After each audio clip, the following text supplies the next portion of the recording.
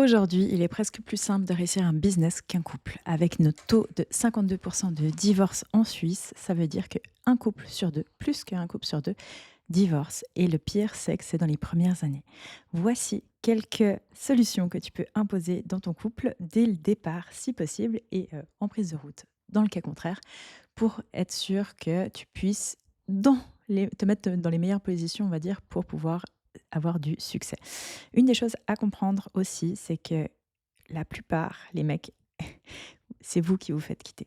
Donc faites attention à ces points-là et prenez votre responsabilité dans votre couple. Ça veut dire quoi? Ça veut dire qu'on a changé d'air et maintenant, juste gagner de l'argent et ramener ça à la maison, ça ne fonctionne plus de cette manière-là. Les attentes de la jante féminine sont beaucoup plus élevées et malheureusement, je trouve qu'il y a un manque de communication effective entre les deux parties. Ce qui fait que ça fait des grosses embrouilles qui, pour le coup, pourraient être dissolues avant même d'arriver si on en prenait conscience. J'appelle ça de la lucidité relationnelle. Si tu ne me connais pas, moi c'est Sarah Joy et j'accompagne les cadres et les dirigeants et surtout les entrepreneurs à avoir une vie personnelle alignée et harmonieuse et donc réussir en amour aussi parce que c'est très important je trouve et l'amour est le centre du monde, l'amour est le centre des choses et dans ma vision de la vie, l'amour est partout et c'est à nous aussi de le trouver et d'enlever toutes les barrières qui nous empêchent d'y arriver. Donc voilà, et dans cette vidéo, j'aimerais te donner quelques outils que tu pourrais appliquer dans ton couple ou dans ton futur couple pour pouvoir avoir plus de conscience et surtout pouvoir avoir une meilleure relation.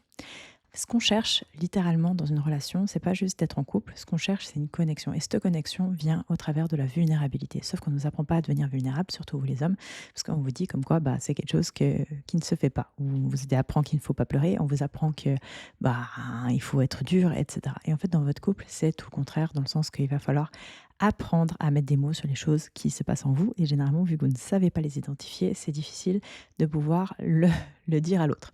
On ne vous demande pas non plus que votre compagne devienne votre psy. Ok, le travail, ça se fait sur soi. Le travail, ça se fait avec des coachs, avec des psys, etc. pour pouvoir être aligné. Ce sentiment d'alignement, c'est quand tu sais que tes choix sont en paix avec tes actions, tes paroles et qui t'est. Et ça demande du travail, effectivement. Donc, une des choses que moi, je vous encourage à avoir dans votre couple, qui est très, très, très, très, très rare aujourd'hui, c'est la radicalité. Donc, deux radicalités. La première, c'est de chercher la vérité et d'être radical en rapport avec ça. Et la deuxième, c'est la transparence et d'être radical dans la transparence. Et ça, en fait, la radicalité de ces deux choses demande un point essentiel, c'est de choisir notre version élevée.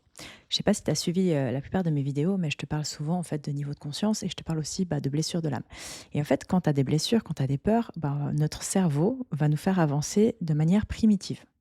Voilà, ça c'est un peu comment la plupart des gens fonctionnent dès qu'il y a quelque chose qui ne va pas et qui leur fait peur. En fait, c'est soit ils vont combattre, soit ils vont geler, donc rester sur place, soit ils vont fuir. Il y a ces trois options pour le cerveau qui a des milliers d'années, qui n'a pas vraiment évolué. Donc aujourd'hui, c'est à toi, à chaque fois qu'il y a des disputes ou à chaque fois qu'il y a des frictions ou à chaque fois qu'il y a des choses qui vont arriver dans ton couple, à savoir est-ce que je réponds d'une manière alignée et évoluée de moi ou est-ce que je réponds de ma manière primaire. Et une fois que tu commences déjà à réaliser, ok, en fait, à chaque fois que j'ai une embrouille, au lieu de rester et d'en parler, je pars, je fuis, ou je casse des assiettes, ou etc. Ça, en fait, cette manière primaire de réagir qui n'est pas toi, parce que dans ton quotidien, c'est pas comme ça du tout que tu réagis, et ça demande en fait de mettre de la lumière sur tes blessures qui ne sont pas traitées. C'est comme si tu avais en fait une grosse plaie qui était infectée, sauf que vu que c'est une plaie de l'âme, donc de l'intérieur, tu ne sais pas comment en fait la gérer. Et ça, si c'est quelque chose qui te parle, prends un rendez-vous, on fait un bilan ensemble sur tes blocages émotionnels et si je peux t'accompagner, je le ferai avec grand plaisir. Mais tout ça pour dire, la radicalité de la vérité, donc aller chercher la vérité et réussir à le dire, ce n'est pas donné à tout le monde parce que ça demande, de l'entraînement. C'est souvent la première fois que tu vas être radical et transparent. C'est assez rare que ça soit bien pris, à part que si de l'autre côté, la personne fait du travail sur elle et a une bonne gestion émotionnelle. Parce que ça demande en fait de mettre aussi son ego de côté et de comprendre, ok, en fait ça, c'est quelque chose qui le blesse, même si je ne le fais pas exprès, comment je peux m'améliorer et ne plus répéter les mêmes actions. Et en fait, cette transparence peut aller loin, elle peut aller sur même qu'est-ce qui se passe dans tes pensées, qu'est-ce qui se passe quand tu vois d'autres personnes, etc. Et cette radicalité, pas toutes les femmes sont prêtes à l'accueillir, mais je pense que si tu es quelqu'un d'entier et d'honnête, c'est important que tu sois avec quelqu'un d'entière et honnête aussi de l'autre côté pour avoir en fait une vraie communication au sein de votre couple. Ça veut dire qu'au lieu de laisser des choses arriver dans votre couple comme si de rien n'était et de pas avoir envie de faire mal à l'autre et donc de dire la vérité, tu laisses en te disant que tu lui feras moins mal. Mais en fait, sur le long terme, ça crée en fait des nœuds, littéralement. Et ces nœuds-là deviennent de plus en plus durs à enlever. Alors que c'est comme la poussière, si tu arrives à le faire le plus rapidement possible, entre guillemets, et puis une fois par semaine, tu le fais à la maison, en fait, ça ne se cumulera pas parce que c'est vivant. Et c'est la même chose dans ta communication. Si tu oses dire les choses qui se passent dans ta vie, parce qu'on sait très bien qu'il y a ta vie au quotidien et il y a aussi ta vie en dehors de la maison, en fait, avoir cette lucidité que vous êtes dans la même équipe, que cette lucidité que oui, en fait, si je me sens, d'un coup, ça brille ou peu importe, je puisse toujours revenir vers ma femme ou ma compagne ou mon partenaire. Ben, cette lucidité-là et cette confiance-là, je trouve qu'elle n'a pas de prix et elle se construit. Ça se construit goutte à goutte, ça se construit petit à petit, effectivement.